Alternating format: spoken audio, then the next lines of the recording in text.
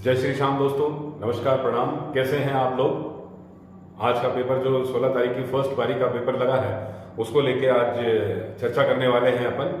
देखिए, जो राजस्थान पुलिस का पैटर्न है वो बिल्कुल बदल गया है। आप लोगों ने जो परीक्षाएं दी हैं उससे आपको पता चल रहा होगा कि राजस्थान पुलिस ने बिल्कुल अपना पैटर्न बदल दिया है। तो कई पेपरों की पारी के अंदर थोड़ा इजी क्वेश्चन आ रहा है, किसी में थोड़ा सा हार्ड आ रहा है, किसी में रीजनिंग टफ आ रही है, किसी में जीके सरल आ रहा है तो किसी में जीके हार्ड आ रहा है। तो देखते हैं नॉर्मलाइजेशन के बाद में कैसी प्रक्रिया क्या होगी क्या नहीं होगी। चलिए, आज 16 तारीख का जो फर्स्ट पारी के अंदर पेपर लगा है उसकी चर्चा करने के लिए हम लोग आज इकट्ठे होते हैं। मेरे दोस्तों, अगर मेरे द्वारा आप लोगों को किसी भी प्रकार का सहयोग और सहायता मिल रही है तो प्लीज मेरे चैनल को लाइक करें, शेयर करें, सब्सक्राइब करें। आज के वीडियो की शुरुआत करते हैं। कुछ क्वेश्चंस मैंने यहाँ लिए हैं जो मुझे मिल पाए हैं, मेरे स्टूडेंटों के द्वारा जो मुझे जानकारी मिली है उसके माध्यम से मैंने शॉर्टकट में इनको लिखने का प्रयास किया है। तो आप देखिएगा जिसका जो राइट आंसर ऑथेंटिक माना जाएगा मेरे हिसाब से वो है। कुछ क्वेश्चन ऐसे भी हैं जो डाउट वाले हैं, तो करते हैं उनकी चर्चा भी। चलिए शुरू करते हैं। सबसे पहला क्वेश्चन जो है वो पूछा गया है, 14वें वित्त आयोग के अध्यक्ष कौन है? जी हाँ, 14वें वित्त आयोग के बारे में पूछा है। तो 14वें वित्त आयोग के अध्यक्ष जो थे वो वाई.वी. रेड्डी थे। तो 14वें वित्त आयोग के जो अध्यक्ष थे वो वाई.वी. रेड्डी थे। वर्तमान में 15वां वित्त आयोग जो है वो समाप्ति की ओर हो गया है। तो 14वें वित्त आयोग के बारे में पूछा, वाई.वी. रेड्डी का नाम है। अगला पूछा है, जाकिर हुसैन साहब किस वाद्य यंत्र से संबंधित थे? तो जाकिर हुसैन साहब का अभी निधन हो गया, आप लोग बहुत अच्छे से जानते हो। ताजमहल का जो एड आता है वो जाकिर हुसैन साहब का था। टाटा चाय जो है वो तबला वादन से संबंधित है। तो जाकिर हुसैन का संबंध कौन से वाद्य यंत्र से है? तबला वाद्य यंत्र से है। लोकमान्य लोकनायक पदवी, ये लोकनायक पदवी के बारे में है। तो लोकनायक देखिए बाल गंगाधर तिलक को कहा गया है। तो यहाँ थोड़ा सा जयप्रकाश नारायण या बाल गंगाधर तिलक मैं ज्यादा कंसीडर करूंगा कि लोकनायक की पदवी जो है वो बाल गंगाधर तिलक को दी गई थी। तो यहाँ मैं बाल गंगाधर तिलक, बाल गंगाधर और या फिर जयप्रकाश नारायण के बारे में बात चलती है। तो यहाँ लोकनायक है, तो लोकनायक की पदवी के बारे में। तो ये क्वेश्चन थोड़ा सा देखना पड़ेगा। देखिए आंसर की आती है उसके अंदर क्या माना जाएगा उसको देखेंगे। फिर अगला क्वेश्चन है, गैर कांग्रेसी सरकार सबसे पहली बार भारत में कहां बनी थी? जो मेरे क्लास स्टूडेंट हैं उनको तो मैंने बिल्कुल हूबहू करवाया है ये कि गैर कांग्रेसी सरकार सबसे पहले कहां बनी थी। तो केरल के अंदर बनी थी। 1956 के अंदर ये केरल सरकार बनी थी। फिर पूछा गया है, सोवियत संघ का विघटन कब हुआ? सोवियत संघ का विघटन कब हुआ? तो जिसको यूएसएसआर बोला जाता था, सोवियत संघ का विघटन 1991 के अंदर सोवियत संघ का विघटन हुआ है। फिर पूछा गया है, विश्व एड्स दिवस कब मनाया जाता है? तो विश्व एड्स दिवस जो है वो 1 दिसंबर को विश्व एड्स दिवस मनाया जाता है। अगला क्वेश्चन पूछा गया था, देखिए बहुत शानदार, 1977 के अंदर जो पंचायत राज को लेके समिति बनी थी उसका अध्यक्ष किसे बनाया गया है? तो ये भी आप देखेंगे मेरे YouTube के अंदर मैंने ये क्वेश्चन डाला है। पंचायत राज का टॉपिक अभी 4-5 रोज पहले ही डाला था, तो उसके अंदर से क्वेश्चन आ गया है। तो 1977 में पंचायत राज अध्यक्ष जो बनाए गए थे वो अशोक मेहता जी को बनाया गया था। 1977 के अंदर पंचायत राज से संबंधित समिति बनी थी, उसके अध्यक्ष अशोक मेहता जी थे। फिर पूछा गया है, गुरु गोविंद सिंह जो है वो कौन से गुरु थे? गुरु गोविंद सिंह जो है कौन से नंबर के गुरु थे? तो वो अंतिम गुरु थे। गुरु गोविंद सिंह जो है वो अंतिम गुरु थे। फिर पूछा गया है, देखिए ये भी मैंने क्लास नोट्स में करवाया है कि गांधी जी का पहला सत्याग्रह कहाँ हुआ? तो गांधी जी का पहला सत्याग्रह चंपारण में हुआ था और 1917 के अंदर ये आंदोलन किया गया था चंपारण के अंदर। तो जिंदगी में गांधी जी भारत के अंदर चंपारण के अंदर ही अपना पहला सत्याग्रह करते हैं और इसमें सफलता प्राप्त होती है। फिर पूछा गया है, देखिए पृथ्वी के भाग के ऊपर कितना जल है? पृथ्वी के भाग के ऊपर जल कितना है? तो ऑप्शन के हिसाब से यहाँ 70 होगा, बाकी एक्चुअल के अंदर राइट पोजीशन तो 71 है, लेकिन यहाँ पर 70 सही माना जाएगा। तो 70% के ऊपर जल है। फिर पूछा गया है, देखिए श्रीलंका और भारत के मध्य जो जल विभाजक रेखा है उसको किस नाम से जाना जाता है? श्रीलंका और भारत के मध्य, तो इसका नाम है पाक जल डमरू। पाक जल डमरू जो है वो श्रीलंका और भारत के मध्य जल विभाजन के क्षेत्र के रूप में मानी जाती है, मतलब जल का सीमा का विभाजन होता है। फिर पूछा गया है, नेशनल वुड फॉसिल पार्क कहाँ है? तो मेरे दोस्तों ये जैसलमेर के अंदर है। बहुत अच्छा क्वेश्चन है, बहुत बार आता है ये क्वेश्चन। तो national would fossil park Jaisalmer के अंदर है। ये क्वेश्चन देखिए फिर मेरे क्लास नोट्स में से आ गया है, जो मैंने कई बार मेरे स्टूडेंटों को, मेरे मित्रों को पढ़ाया है मैंने कई बार, और यूट्यूब के अंदर भी मैंने वीडियो डाल रखा है कि ऐसा कौन सा व्यक्ति है जो सांसद का सदस्य नहीं होता फिर भी संसद के किसी भी सदन के अंदर बैठ सकता है, भाषण दे सकता है, बोल सकता है, अपने विचार प्रकट कर सकता है, लेकिन मत नहीं दे सकता, तो ये हमारे देश के महान्यायवादी जो है, इसका राइट आंसर जो होगा वो देश के महान्यायवादी जो होते हैं वो गैर संसद सदस्य होते हैं, लेकिन किसी भी सदन में बैठ सकते हैं, भाषण दे सकते हैं, बस वो वोट नहीं डाल सकते हैं, इस बात का ध्यान रखिएगा। फिर पूछा जाता है कि दही जो है वो खट्टा होने का कारण क्या है? दही के खट्टा होने का कारण क्या है? तो लैक्टिक अम्ल इसका राइट आंसर होगा। लैक्टिक अम्ल की वजह से दही का जो टेस्ट होता है वो खट्टा हो जाता है। अगला क्वेश्चन पूछा है, अरावली पर्वतमाला जो है वो उत्तर पूर्व से स्टार्ट होती है, उत्तर पूर्व की तरफ जाती है, तो वो शुरू कहां से होती है? अरावली पर्वतमाला कहां से शुरू होती है जो कि बाद में उत्तर पूर्व की ओर जाती है? तो देखो सिरोही से ये शुरू होती है, निकल के तो आती है ये अपने अरब सागर में से, तो अरब सागर को अरावली का पिता भी कहा जाता है, लेकिन अरावली पर्वतमाला सिरोही से प्रारंभ होकर उत्तर पूर्व की ओर जाती है, तो राइट आंसर इसका सिरोही ही होगा। अगला पूछा गया है, बनास नदी पर कौन सा बांध बना गया है? तो बनास नदी पर देखिए बहुत इंपॉर्टेंट क्वेश्चन, बीसलपुर बांध जो है जयपुर की लाइफलाइन कही जाती है, बनास नदी के ऊपर बना हुआ है बीसलपुर बांध। फिर पूछा गया है अगला क्वेश्चन, ताल छापर कहाँ है? तो चूरू के अंदर है ये, और किस लिए फेमस है मेरे दोस्तों? काले हिरण के अभ्यारण्य के लिए। काले हिरण के अभ्यारण्य के लिए ताल छापर जो चूरू में स्थित है वो फेमस है। अगला क्वेश्चन है, ग्रेट इंडियन बस्टर्ड किसे कहा जाता है? तो घोड़ावल को ग्रेट इंडियन बस्टर्ड कहा जाता है। तो ये कुछ क्वेश्चन हैं बहुत इंपॉर्टेंट, रिपीटेड क्वेश्चन भी आते रहते हैं, आगे के एग्जामों में भी अपने काम आएंगे। अगला क्वेश्चन देखिए, रिपीट क्वेश्चन की बात कर रहा था, तो ये क्वेश्चन कल परसों आ गया अपने पेपर के अंदर कि भेड़ ऊन प्रशिक्षण संस्थान कहाँ है? उसमें आया था अविका नगर का ऑप्शन आ गया था, अब इसके अंदर जयपुर ऑप्शन आया है। तो भेड़ ऊन प्रशिक्षण केंद्र कहाँ है? जयपुर में है मेरे दोस्तों। फिर पूछा गया है, देखिए चौथ का बरवाड़ा सवाई माधोपुर के अंदर है। चौथ का बरवाड़ा कहाँ है? सवाई माधोपुर के अंदर है। किसके लिए फेमस है ये? तो सीसा और जस्ता के लिए फेमस है। सीसा और जस्ता के लिए चौथ का बरवाड़ा फेमस है। फिर पूछा गया है, संतरा उत्पादन के अंदर राजस्थान का नागपुर किसे कहते हैं? संतरा उत्पादन के मामले में पूछा है, और राजस्थान का नागपुर कौन सा हो जाएगा? तो मेरे दोस्तों झालावाड़ इसका राइट आंसर होगा। झालावाड़ के अंदर संतरा का उत्पादन बहुत ज्यादा होता है। फिर पूछा गया है आप लोगों से, मरु महोत्सव कहाँ आयोजित होता है? तो देखिए मरु मतलब मरुस्थल से संबंधित है, तो मरु महोत्सव कहाँ है? जैसलमेर के अंदर होता है मेरे दोस्तों। ये कहाँ है? जैसलमेर के अंदर।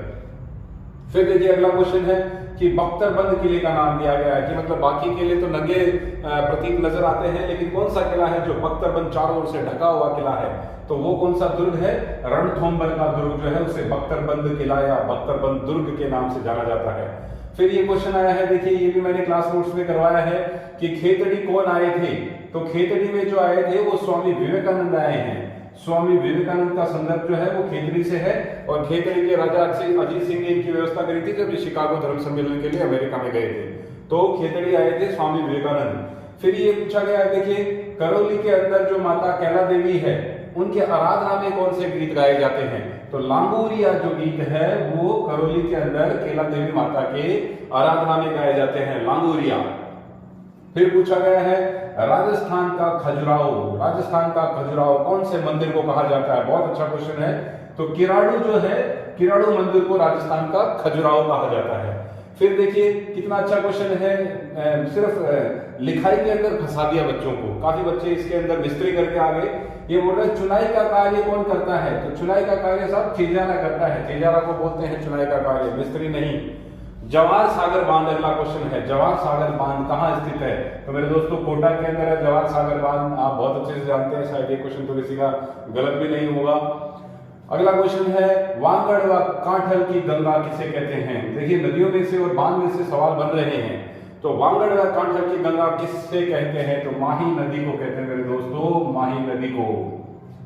ये क्वेश्चन फिर रिपीट हो गया, देखिए कल ही के पेपर में आया है कि कौन से फड़ के ऊपर डाक टिकट जारी की गई है? तो देव नारायण जी की फड़ जो है उसके ऊपर डाक टिकट जारी की गई है। कल भी ये क्वेश्चन आया था, तो रिपीट हो गए। दो क्वेश्चन तो आपकी आंखों में सामने ही है कि रिपीट हो गए हैं। फड़ जो है 1992 के देव नारायण जी की फड़ के ऊपर डाक टिकट जारी किया गया है। फिर है गोगा मेड़ी का दूसरा मेला, पहला तो हनुमानगढ़ बता रहे थे आपके क्वेश्चन, दूसरा पूछा है गोगा मेड़ी का दूसरा मेला कहाँ भरा जाता है? तो मेरे दोस्तों गोगा जी की ओल्डी कहाँ है? सांचौर के अंदर है। गोगा जी की ओल्डी सांचौर, ये इसका राइट आंसर होगा।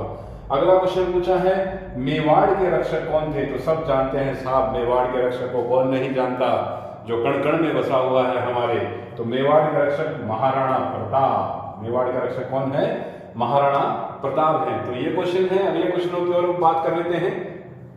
अगला क्वेश्चन देखिए, ये भी मेरे क्लास नोट्स में से आया है। मेरे विद्यार्थी जो है वो जानते हैं मैंने क्लास के अंदर इन चीजों को करवाया है और हूबहू बातों बातों में ही क्वेश्चन निकल के आ गए हैं। देखिए, अंतर्राष्ट्रीय न्यायालय के अंदर कितने न्यायाधीश होते हैं? तो मेरे दोस्तों, अंतर्राष्ट्रीय न्यायालय के अंदर 15 न्यायाधीश होते हैं जिनका कार्यकाल 9 वर्ष का होता है। तो अंतर्राष्ट्रीय न्यायालय के न्यायाधीशों की संख्या कितनी होती है? 15 होती है और इनका कार्यकाल 9 वर्ष तक का हो। और वर्तमान में दलबीर सिंह भंडारी इसके सदस्य हैं जो कि राजस्थान से ही हैं। अगला क्वेश्चन, बीड़ी कौन से पत्ते से बनाई जाती है? तो सबको पता होगा शायद, तेंदुए के पत्तों से बीड़ी बनाई जाती है। फिर अगला क्वेश्चन है नटनी का चबूतरा कौन सी झील के ऊपर स्थित है? तो नटनी का चबूतरा जो है वो पिछोला झील के ऊपर स्थित है। कौन सी झील पर है? पिछोला झील पर है। फिर अगला क्वेश्चन देखिए, बड़ा ही शानदार, बड़ा ही सुंदर रिपीटेड क्वेश्चन फिर आ गया है। कौन सा? चूड़ावत मांगे सेनानी। चूड़ावत मांगे सेनानी। सेनानी का मतलब क्या होता है? निशानी। और शीश काट दे छतरानी। तो चूड़ावत जी ने जब अपने पत्नी से कहा कि मुझे सेना में कुछ मुझे सेनानी दीजिए, आपकी भेंट दीजिए ताकि मैं युद्ध भूमि में आपको याद कर सकूं, तो उन्होंने अपनी गर्दन काट के थाल में पकड़ा दी। और वो छतरानी जिनका नाम था वो क्या थी? कौन थी? सलह कंवर। सलह कंवर में नाम से ही कल क्वेश्चन आया है हाडा रानी का। तो रिपीटेड क्वेश्चन घूम के पूछ लिया गया है। अगला क्वेश्चन, इस क्वेश्चन के ऊपर मेरे दोस्तों हो सकता है आपको बोनस मार्क्स मिल जाए। जी हाँ, इस क्वेश्चन के ऊपर शायद आपको बोनस मार्क्स मिल सकता है। कौन सा क्वेश्चन है ये? महाराणा प्रताप के बारे में है। पूछा गया है महाराणा प्रताप की जन्मस्थली क्या है? तो महाराणा प्रताप की जन्मस्थली देखो कुंभलगढ़। कुंभलगढ़ के अंदर तो वो बादल महल के अंदर पैदा हुए थे, जन्म हुआ था उनका। लेकिन कुंभलगढ़ है कहाँ? मेवाड़ में ही तो है। तो ये दोनों जो ऑप्शन है, या तो इन दोनों को टिक माना जाएगा, सही माना जाएगा मतलब इन दोनों को, या फिर ये बोनस दिया जाएगा, क्योंकि कुंभलगढ़ और मेवाड़ जो है वो दोनों ही महाराणा प्रताप से संबंधित और जन्मस्थली के बारे में पूछा गया है। तो जन्मस्थली मेवाड़ के अंदर है और मेवाड़ के अंदर जो है वो कुंभलगढ़ दुर्ग है। तो आता तो मेवाड़ में ही है। तो इस क्वेश्चन के ऊपर मुझे लगता है बोनस मिलना चाहिए, बोनस मिलेगा शायद इसके ऊपर। अगला क्वेश्चन देखिए, फिर मेरे नोट्स बुक्स में एक से आ गया है, जो मैंने बताया है उसी के अंदर से आ गया है। ये क्वेश्चन भी मैंने लिखवाया है मेरे क्लास नोट्स में कि पंचायत समिति का जो प्रधान होता है वो अपना इस्तीफा किसे देता है। अभी मैंने पंचायत राज का वीडियो डाला है, उसके अंदर से क्वेश्चन आए हैं। देखिए, ये भी आ गया, इससे अगला भी आ गया है ना? अच्छा सॉरी, इससे अगले की बात करेंगे। तो पंचायत समिति प्रधान अपना इस्तीफा किसे देता है? तो मेरे दोस्तों, जिला प्रमुख को देता है। पंचायत समिति का प्रधान जो है वो इस्तीफा किसे देता है? हमेशा जिला प्रमुख को देता है। अगला क्वेश्चन है, बांसवाड़ा और डूंगरपुर के मध्य का जो भूभाग है उसे क्या कहते हैं? तो बांसवाड़ा और डूंगरपुर के मध्य का जो भूभाग है उसे मेवात क्षेत्र कहते हैं। अगला बहुत बार रिपीटेड क्वेश्चन है, राजस्थान में तो बार बार रिपीट होके आता है। मावट क्या है? मेरे दोस्तों, मावट जो है वो सर्दियों के अंदर जो बारिश होती है उसे मावट कहते हैं ना, चली पुरवैया। तो मावट कहते हैं पुरवैया के रूप में। मावट जो है वो शीत ऋतु की बरसात है। मावट जो है वो शीत ऋतु में होने वाली बरसात है। फिर ये क्वेश्चन देखिए, इस क्वेश्चन में भी आप लोगों को बोनस मिल सकता है। ये जो क्वेश्चन है अगला, इस अगले क्वेश्चन में भी आप लोगों को बोनस मिल सकता है। इसमें पूछा है खारे पानी की झील नहीं है। क्वेश्चन है खारे पानी की झील नहीं है।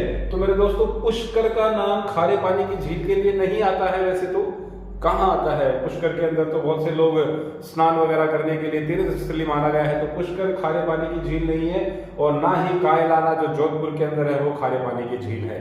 तो ये दोनों ऑप्शन जो है वो राइट है इसके। देखते हैं क्या माना जाता है, बाकी बोनस मिलना चाहिए इसके अंदर।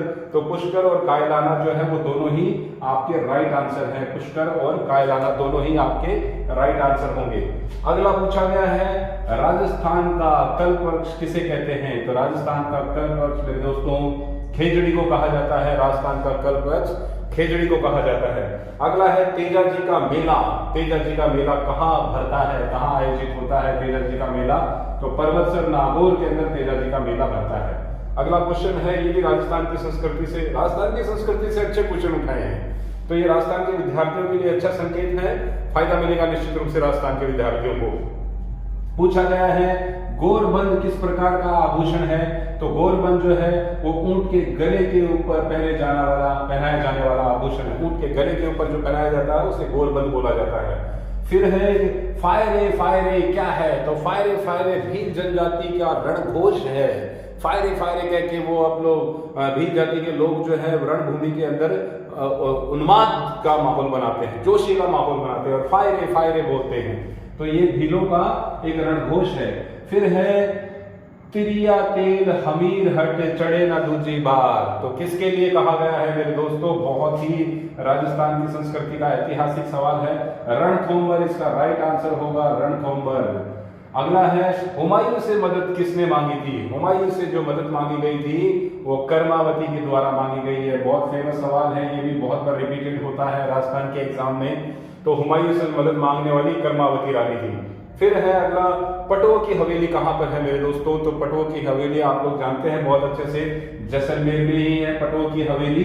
अगला है बाड़मेर प्रिंट को किस नाम से जानते हैं, ये भी बहुत रिपीटेड क्वेश्चन है। मतलब अगर आप, मैंने कई बार कहा है, अगर आप पुराने पेपर्स, स्पेशली मैं कहूं जो पुराने टाइम पर आरएस हुआ करती थी, कहने का मतलब 2012 से लेके पहले जो आरएस के एग्जाम लगा करते थे, सारे क्वेश्चंस उसी में से उठाए गए हैं। आप देखना पुराने आरएस के पेपर अगर आप देखेंगे जीके के पार्ट के, ये सारे क्वेश्चन आप लोगों को मिल जाएंगे, टोटल क्वेश्चन मिलेंगे राजस्थान के उसके अंदर। तो पटो की हवेली जैसलमेर के अंदर है। बाड़मेर प्रिंट किसको नाम से जानते हैं, अजरक प्रिंट के नाम से भी जानते हैं।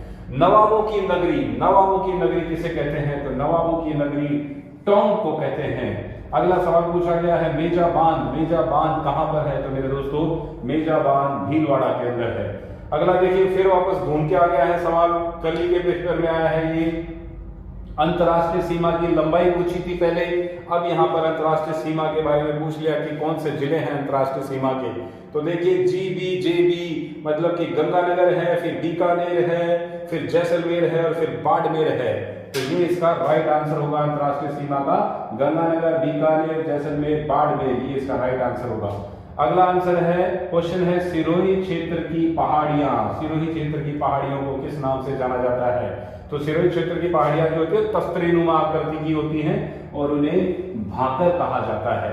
तो ये कुछ क्वेश्चन है मेरे दोस्तों जो मुझे मेरे मित्रों के द्वारा या मेरे छात्रों के द्वारा मिले हैं, इनके ऑथेंटिक आंसर बताने का मैंने प्रयास किया है, यही आंसर माने जाएंगे लगभग, लेकिन एक दो क्वेश्चनों के बारे में मैंने बताया, इनमें निश्चित रूप से आपको बोनस मिलने की गुंजाइश है। तो मेरे दोस्तों फिर आगे की वीडियो के लिए इंतजार कीजिए। अगर मेरे द्वारा दी गई जानकारी आपके काम आ रही है, आगे आपकी पढ़ाई को सुचारू रूप से आपको सहयोग देने के लिए मैं तैयार हूं। प्लीज मुझे मोटिवेट करने के लिए मेरे चैनल को सब्सक्राइब करें, लाइक करें और शेयर करें अपने यार दोस्तों के साथ। इसके अलावा मेरे दोस्तों आप मेरे YouTube चैनल के देख सकते हैं, मैंने जितने भी क्वेश्चंस यहाँ आ रहे हैं मुख्य रूप से राजनीति विज्ञान के जो क्वेश्चन हैं जैसे मैंने बताए हैं बिल्कुल हूबहू वैसे ही आ रहे हैं। अगर 5-7 दिन पहले आप वीडियो देखते तो मेरे क्वेश्चंस आप लोगों को नजर आते। मेरे क्लास के स्टूडेंट्स को जरूर निश्चित रूप से बहुत फायदा मिलेगा इसके अंदर। आगे भी मैं इसी प्रकार के नए नए वीडियो लेता रहूंगा, आप लोगों की जानकारी के लिए जितना मुझे मिल पाएगा प्रयास मैं करूंगा। तो बस आज के लिए इतना ही। अगर मेरे द्वारा दी गई जानकारी से आप संतुष्ट हो पा रहे तो प्लीज मेरे चैनल को लाइक शेयर सब्सक्राइब करें। Thank you very much. आपके उज्जवल भविष्य के लिए भगवान करे आप सभी का सिलेक्शन हो जाए और सभी इस प्रतियोगी परीक्षा के रिटन एग्जाम के अगले पड़ाव में पहुंच जाए। इसी शुभकामनाओं के साथ मिलते हैं। Thank you very much. जय श्री श्याम। Thank you.